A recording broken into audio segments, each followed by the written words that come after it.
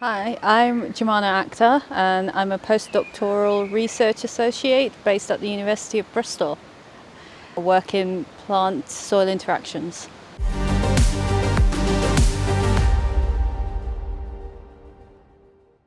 Plants don't get to move like animals, so they do have to manipulate the area and the soil that they live in.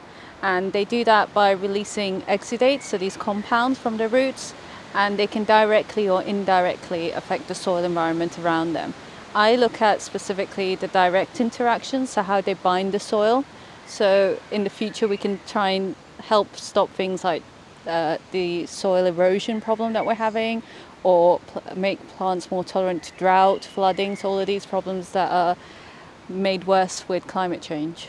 Plants are made up of cell walls, and cell walls have things that can gel and can stick together, so gums and pectin, which makes jam, so gum arabic in your chewing gum and things. And these sort of compounds are also found in the exudates that are being released in the soil. So they're able to stick things together like the soils and create these aggregates that you find and create a more healthier carbon-rich soil environment for the plant to grow in. Soil erosion is a major problem. There are different timelines on when we will be running out of soil, but in the UK they're saying by 2060 we'll have lost around half of our soil that we can actually grow on. So it's a major problem in the type of agriculture we're doing. What I'm trying to see is whether we can actually use plants themselves as a way of saving the soil erosion or trying to at least slow it down. And that's why during my PhD I work specifically with cereal crops that we grow in the UK, such as wheat, barley and maize, to see if we can control soil erosion that way. So we don't actually know a lot about how these different plants interact with the soil as much. It's not a lot of work's being done in it. We do know that bacteria and fungi produce these sort of compounds as well, and they're meant to be they are very good at binding the soil together.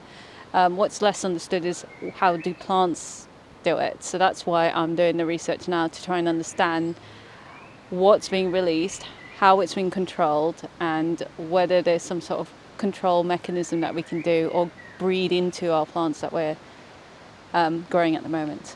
I did my undergraduate at the University of Leeds. I did a BSc in biology there, and my tutor, he was a plant scientist, and he forced me to, on my first year, to go to Gatsby.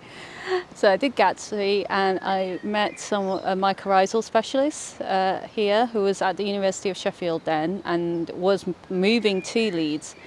I kept in touch with her, and I did my undergraduate project with someone who was looking at root exudates just for fun. So that's what kind of gave me a spark on what's going on, and I'm one of those people who get very interested very quickly.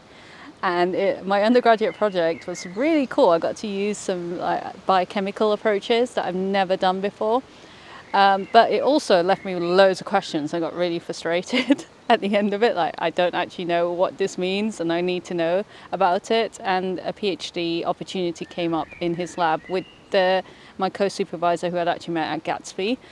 So I applied for it and I got it and carried on working through it at Leeds. So I was quite lucky that way. But I think, Gatsby really helped with the spark on getting into plant sciences and learning more about plant sciences, and also making the relevant connections that helped me with my PhD.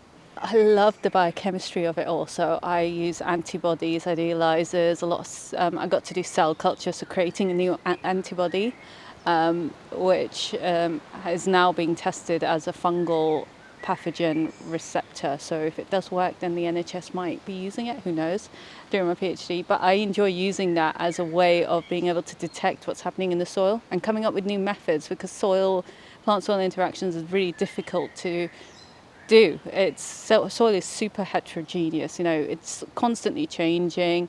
And to be able to study what's being released and what's sticking to the soil is even harder. So being able to come up with new methods is what really excites me.